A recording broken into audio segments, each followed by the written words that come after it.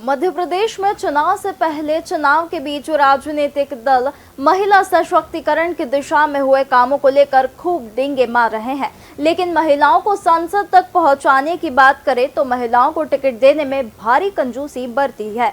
कांग्रेस ने 28 में से 27 टिकट पुरुषों को बांट दी, तो वहीं बीजेपी में 29 सीटों में से 23 टिकट पुरुषों को मिले।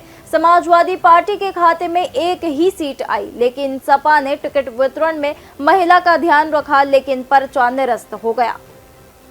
मध्य प्रदेश में लोकसभा की 29 सीट है। गठबंधन के तहत कांग्रेस ने समाजवादी पार्टी को एक सीट खजुराहो दी। सपा को मिली एकमात्र सीट पर पार्टी ने महिला प्रत्याशी मीरा यादव को टिकट दिया। हालांकि नामांकन निरस्त होने से मीरा यादव चुनावी मैदान से बाहर हो गई है। अब बात कांग्रेस की करें तो 28 सीट में से कांग्रेस ने एकमात्र सीट पर महिला प्रत्याशी को मैदान में उतारा। कांग्रेस ने रीवा से नीलम मिश्रा को टिकट दिया है, तो बीजेपी ने 29 में से 6 सीटों पर प्रत्याशी महिलाओं को बनाया।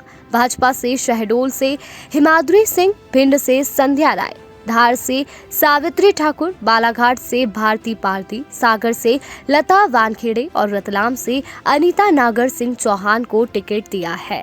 इस पर बीजेपी प्रवक्ता सत्येंद्र जैन का कहना है कि महिला आरक्षण बिल की नींव बीजेपी ने रखी। चुनाव में महिलाओं का सम्मान करते हुए 6 टिकट दिए गए हैं, लेकिन महिलाओं का अपमान करने वाली कांग्रेस से टिकट वितरण में महिलाओं को तवज्जो मिलने की उम्मीद ही नहीं की जा सकती है। देखिए, भारतीय जनता पार्टी तो नारी को पूजती है, नारी शक्ति के लिए, नारी कल्याण के अनेक कार्य किए हैं और राजनीति में भी प्रतिनिधित्व देने के लिए अधिक से अधिक माताओं बहनों के लिए प्रेरित करती है।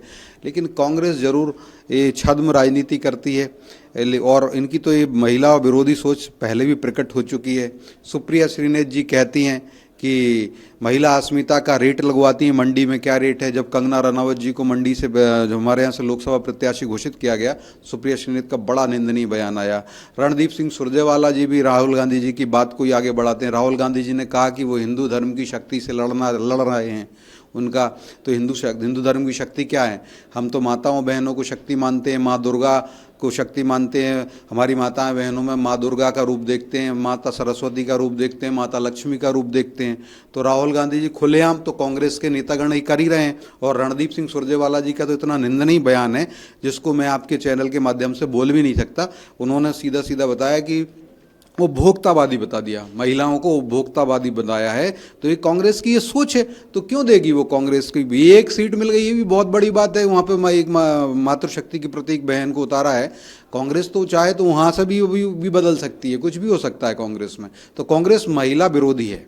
वहीं कांग्रेस ने कहा कि विधानसभा चुनाव में हमने महिलाओं को सबसे ज्यादा टिकट दिए थे, जब बीजेपी क्यों चुप थी?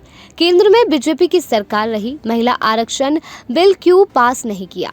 सोनिया गांधी ये बिल लेकर आई थी, लेकिन हमारे पास बहुमत नहीं था। कांग्रेस का कहना है कि महिलाओं को पर्याप्त टिकट नहीं मिल पाने के पीछे की वजह बीजेपी की सरकार है। कांग्रेस चाहती है महिला आरक्षण बिल पास हो, लेकिन भारतीय जनता पार्टी की सरकार ने ऐसा नहीं किया। पिछले विधानसभा चुनाव में जब कांग्रेस पार्टी ने बीजेपी से ज्यादा टिकट दिए थे, तब ये मुद्दा क्यों नहीं बनाया?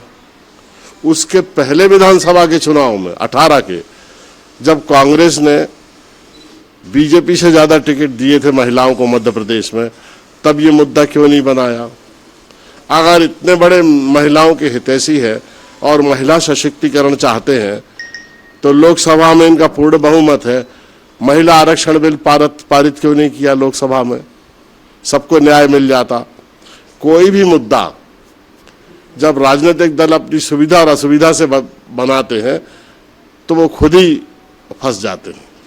अरे भाई, पूर्ण बहुमत था इस बार, तब पास करना चाहिए था। कांग्रेस करेगी सर इसको। अब तो कांग्रेस का पूर्ण बहुमत आएगा, तो कांग्रेस ने तो ये इस बिल को मूव किया था लोकसभा में, लेकिन फ्रैक्चर्ड मैंडेट होने के कारण, टूटा हुआ जनादेश होने के कारण, पूर्ण बहुमत नहीं होने के कारण और गठबंधन दल के लोग सहमत नहीं होने के कारण ये पारित नहीं हो पाया। बीजेपी के सामने स्वर्णिम अवसर था कि लोकसभा में पूर्ण बहुमत था, वो चाहते तो इस बिल को पारित कर सकते थे। अब तो उनको बहुमत मिलना ही नहीं है। आपको बता दें कि 1957 से अब तक हुए लोकसभा चुनाव में महिला प्रतिनिधित्व में बीजेपी प्रमुख विपक्षी दल कांग्रेस से आगे है। बीजेपी से चुनकर अब तक 31 महिलाएं संसद तक पहुंची है, तो कांग्रेस के टिकट से 15 महिलाएं संसद पहुंची। तब से लेकर अब तक की बात की जाए तो मध्य प्रदेश की 7 लोकसभा सीट पर बीजेपी कांग्रेस ने महिला को एक बार भी टिकट नहीं दिया। ये लोकसभा सीट उज्जैन, मुरैना, सतना, होशंगाबाद, देवास, खरगोन और खंडवा लोकसभा है। एशियन भारत के लिए आबिद मुमताज की खास रिपोर्ट।